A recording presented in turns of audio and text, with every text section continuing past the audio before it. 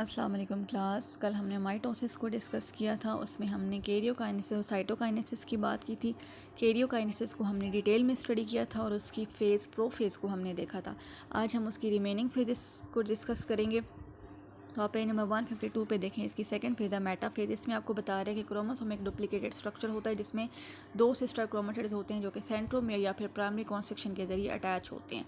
अब सेंट्रोमियर पे एक स्पेशल एरिया होता है जिसको काइनेटोकोर कहते हैं, जो स्पेसिफिक बेस अरेंजमेंट और स्पेशल प्रोटीन से बना होता है जिस पे काइनेटोकोर फाइबर्स अटैच हो सकते हैं। काइनेटोकोर फाइबर अगर आपको याद हो तो माइटोटिक एपरेटस का पार्ट है या स्पिंडल का पार्ट है, ठीक है। माइक्रोट्यूब्यूल्स और काइनेटोकोर फाइबर्स को हम स्पिंडल भी कहते हैं, और इसमें अगर एस्ट्रल माइक्रोट्यूब्यूल्स ऐड कर लें तो इसको फिर हम माइटोटिक एपरेटस कहते हैं। जो काइनेटोकोर फाइबर्स हैं वो काइनेटोकोर के साथ अटैच हो सकते हैं और क्रोमोसोम्स को सेंटर पे अलाइन करते हैं या इक्वेटर पे इसको अलाइन करते हैं, ठीक है। और जब क्रोमोसोम्स सेंटर पे आ जाएंगे या इक्वेटर पे आ जाएंगे तो इक्वेटोरियल प्लेट या फिर मेटाफेज प्लेट बनती है। अब हर काइनेटोकोर जो है उसको दो फाइबर्स उसके साथ ज्वाइन हो रहे होते हैं।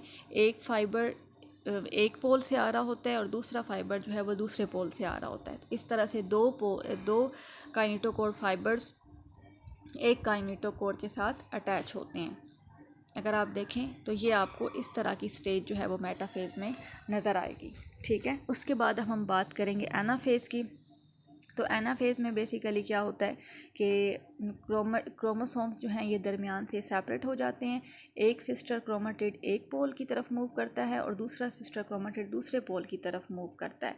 तो इस तरह से ये जो फेज़ है माइटोसिस की ये बहुत इंपॉर्टेंट होती है, क्योंकि इसी के थ्रू ही इक्वल डिस्ट्रीब्यूशन होती है क्रोमोसोम्स की या क्रोमेटिड्स की डॉटर सेल्स में।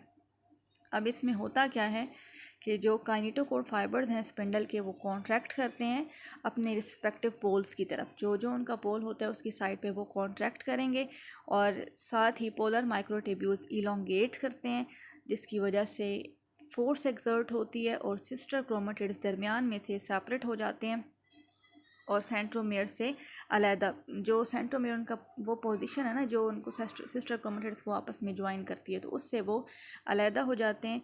तो हाफ सिस्टर क्रोमेटिड्स जो हैं वो अपने पोल की तरफ मूव करते हैं और हाफ सिस्टर क्रोमेटिड्स जो हैं वो अपने दूसरे पोल की तरफ मूव करते हैं। तो इस तरह की स्टेज जो है वो आपको एनाफेज में नज़र आएगी, ठीक है। उसके बाद अब हम बात करेंगे टीलोफेज की। तो टीलोफेज जो है ये इसमें क्रोमोसोम्स अपने पोल्स की तरफ तकरीबन पहुंच चुके होते हैं और क्रोमोसोम इसमें डीकॉन्डेंस होना शुरू हो जाते हैं।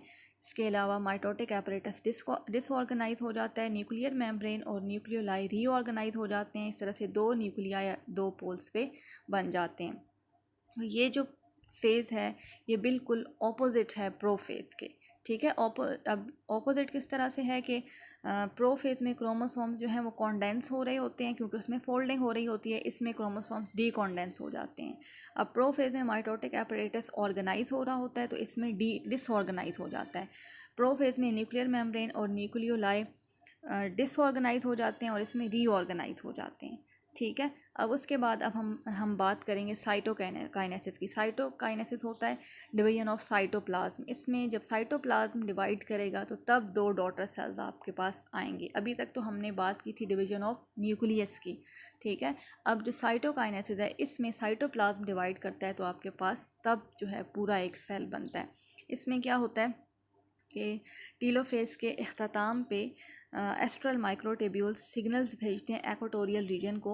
एक्वाटोरियल रीजन जो सेंटर का रीजन है, इस तरह से वहाँ पे एक्टिन और मायोसिन ये प्रोटीन्स हैं जो कि एक्टिवेट हो जाती हैं और वहाँ पे कॉन्ट्रैक्टाइल रिंग बन जाता है, जिसकी वजह से क्लेवेज फरो बनती है। क्लेवेज फरो का मतलब समझ लें एक दरमियान से दरार सी बनना शुरू हो जाती है जो कि सेंटर की तरफ बढ़ती है और दो सेल्स जो पेरेंट सेल है वो दो डॉटर सेल्स में डिवाइड हो जाता है। तो इस तरह की स्टेज जो है वो आपको इसमें नज़र आएगी कि एक्टिन और मायोसिन जो है ये एक्टिवेट होके यहाँ सेंट्रल रीजन में कॉन्ट्रैक्टाइल रिंग बनाएंगी, जिसकी वजह से क्लेवेज फरो बनेगी और फिर जो सेल है वो दो डॉटर सेल्स में डिवाइड हो जाएगा।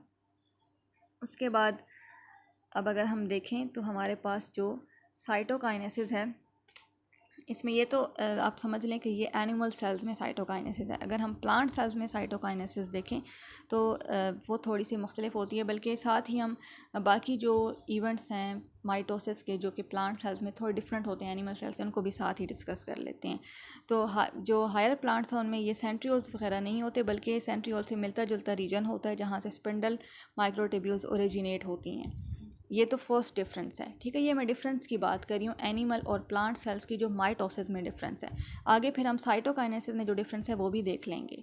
तो इसके अलावा अब जो सेकंड डिफरेंस है वो ये है कि प्लांट सेल की शेप जो है वो चेंज नहीं होती, क्योंकि इनके बाहर जो है रिजिड सेल वॉल होती है और एनिमल सेल में सेल वॉल नहीं होती, ठीक है। ये सेकंड डिफरेंस हो गया। और थर्ड डिफरेंस साइटोकाइनेसिस का डिफरेंस है कि जो कॉन्ट्रैक्टाइल रिंग है जो कि एनिमल सेल में बनता है वो प्लांट सेल में नहीं बनता, बल्कि इसकी जगह फ्रेगमोप्लास्ट बनती है। फ्रेगमोप्लास्ट वेजिकल से बनती है और वेजिकल्स कहाँ से आती हैं? गोल्जी कम्प्लेक्स से।